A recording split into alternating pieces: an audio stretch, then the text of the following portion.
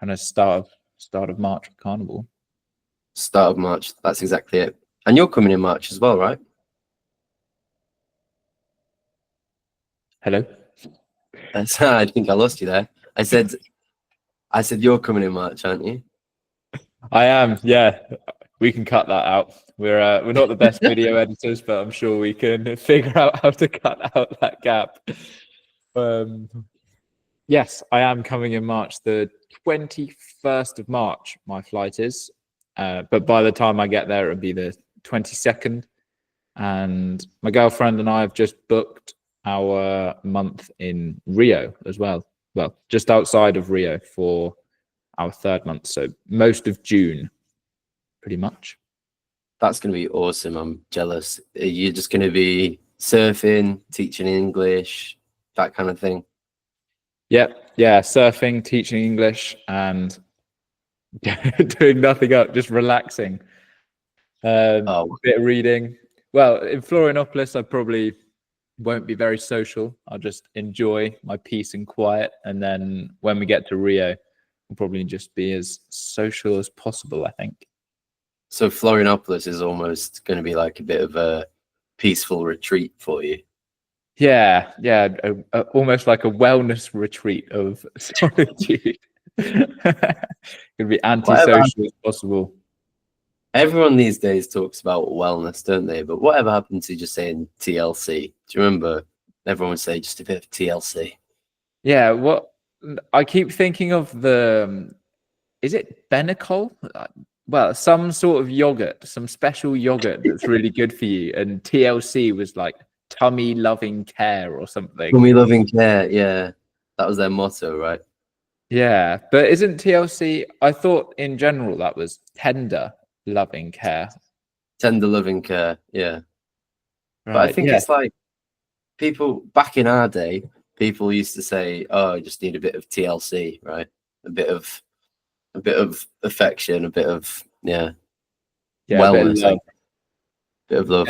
It's funny because talking about back in our day, so I'm teaching children at school here in Brazil between the ages of 12 to 15, and they're making me feel really old.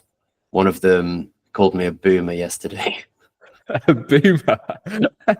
I always get confused at which generation is which, but boomer, we are a long way off boomer, aren't we?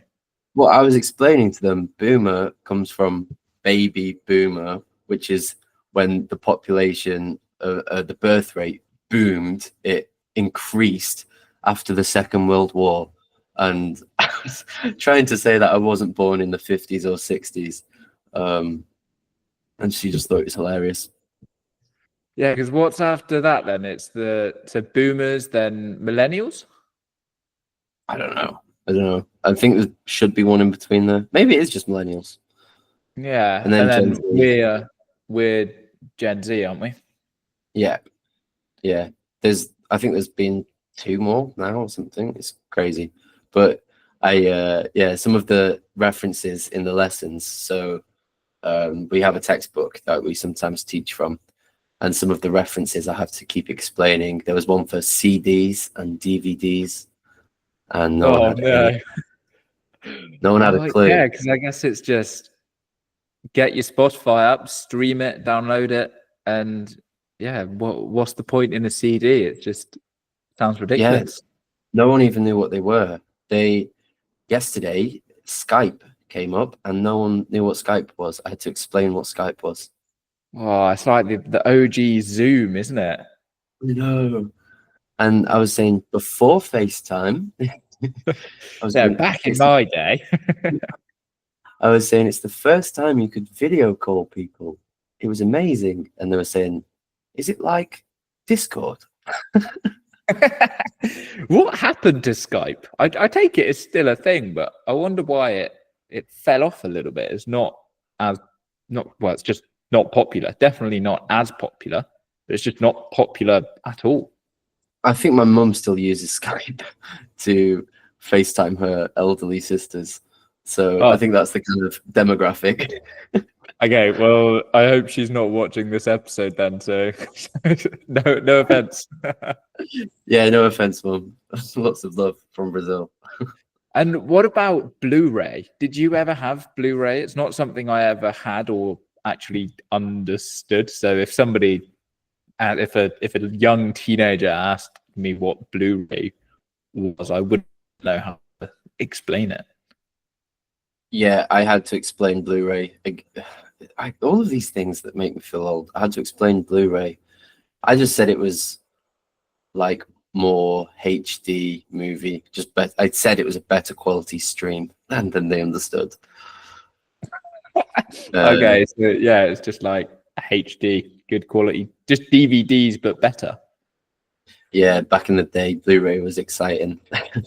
But you had to get a separate, like a Blu-ray player, didn't you? Because we'd have DVD players, and then you had to get a separate device for Blu-ray. Yeah, I remember because I had a PS3. I think that took Blu-ray, and it was really funny because suddenly I became, I would have been like 12, and suddenly I became the tech person of the family because my PS3 could control Blu-ray, and it has, the remote controller like this instead of, and if my parents wanted to watch something, suddenly I had a bit of power to, Yeah, find they were it. asking you how to do something for the first time. Yeah, it's a funny thing, I guess. So you were a PlayStation boy then, were you? PlayStation man, PlayStation teen?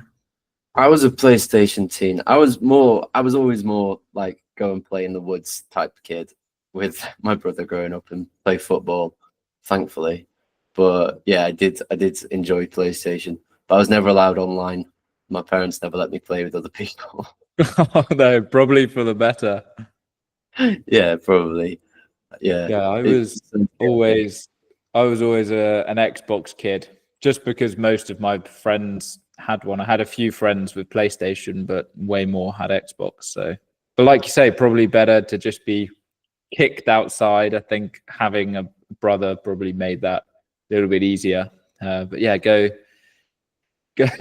outside. You're not allowed back in until it gets dark, and yeah, just go eat some mud. Yeah, well, exactly.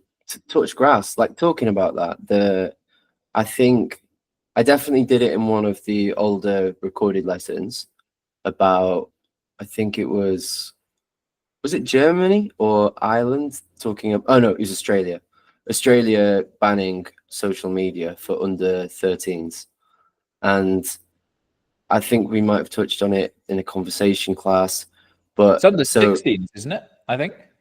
is it Like the new law. the new law in Australia? Yeah. Yeah, I think it's for under 16s. Wow.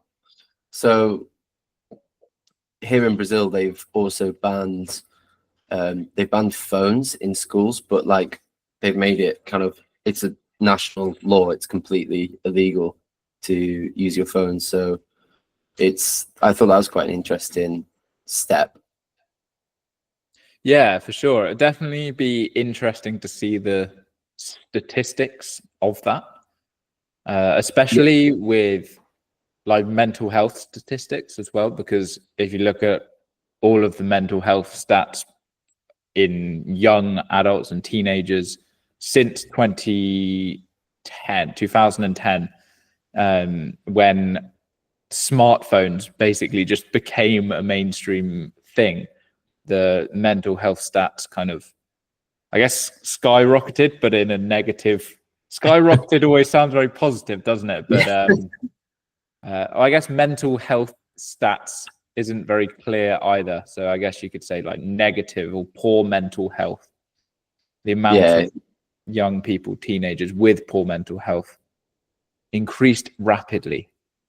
Yeah, I think people's mental health plummeted, especially at that age when you're a teenager and you're already insecure and you have enough on your plate as it is, to then add social media to the mix is definitely a recipe for disaster. But I remember when I was at school, we weren't allowed our phones. So we just keep them in our bags and wouldn't go on them. We might check them while we're waiting for the bus, but we never really went on them.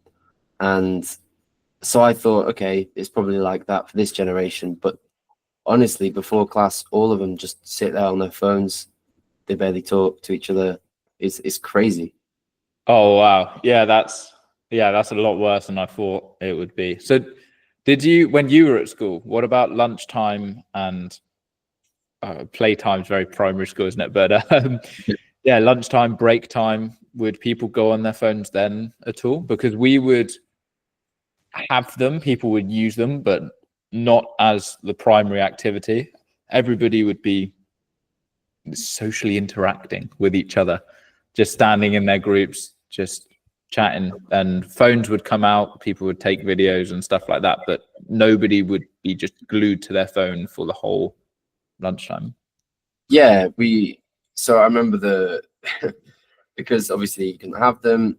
I always used to keep mine in the front pocket of my bag. I think it was actually switched off. And I used to take it out and slip it into my pocket at lunch. And honestly, we'd take the odd picture, film the odd thing, but no one was sat there like this. We just used to play football or mess about. We had way much more fun without them.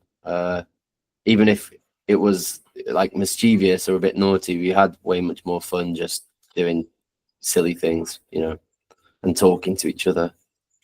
Yeah, coming into class and everybody just being sat on their phones, not talking to anyone, that is terrible. Because even if we had our phones like before class and stuff, or before school even starts, if there are people in the room, you still go and chat with your mates. You don't just sit on your phone. That is wow. Yeah, I didn't realize it was that bad. Yeah, it's crazy. And because as well, I remember school, like, you obviously have groups of friends, but you also speak to lots of different people everyone always had that friend who was just in a random class with them, right? And they're kind of completely different friendship group, but you'd say, oh, we're like science buddies or whatever. And I think kids being on their phones completely eliminates that. And especially after you finish school, those kind of random friendships that you have with someone from a different group of people, they're the ones that sometimes endure a little bit, because a main group might deteriorate, and you remember those kind of random little friendships that you had, and you might stay in contact with them, but kids don't even seem to be creating them because they're on their phones. Yeah, bad, isn't it? Very bad. So yeah, I guess it would be interesting to see what happens in Australia and if other countries will follow this example. Yeah, you'd hope so. Well, I don't know. We'll see. Let's see what happens. Yeah, sit and wait for the future. But I don't think Tea Break is qualified just yet to solve the social media and phone technology issues of the whole world, but maybe one day, maybe on the 100th episode. Yeah, I think instead of quoting any studies, we've just said back in my day. Yeah. So yeah, maybe we'll look at some scientific literature and report back to you. But for now, you'll have to deal with our premature, grumpy granddadness. Yeah. Okay. So I guess we can leave it there for now, and we'll join you. Well, I would say next week, but we'll join you later in the week. Yeah. See you later, guys. Have a good day. Bye bye, everyone.